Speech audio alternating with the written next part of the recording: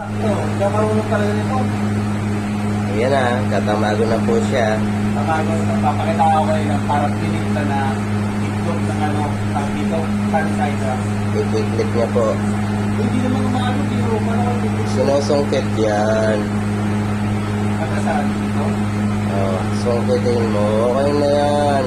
I-click mo na. Uy, kinukuha yan sa ilalim. Ganun nga sa ilalim. Sorry, akala ko na kailangan na ginagano mo. Ipitin mo.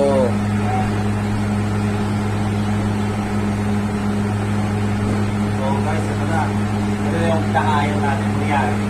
Baka masira yung kabalo mo. Pero, susubukan talaga natin. Diba? Hindi tumulol. So, first attempt. Okay lang yan. Lang natin. Kaya, hindi kumantay. Ay, line mo. Lain ko, baka may gawin.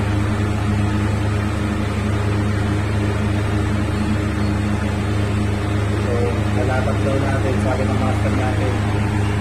Eh, pwede na, pitpitin mo na. Sabi ng professor natin, pipiliin natin yan, di lang pantay.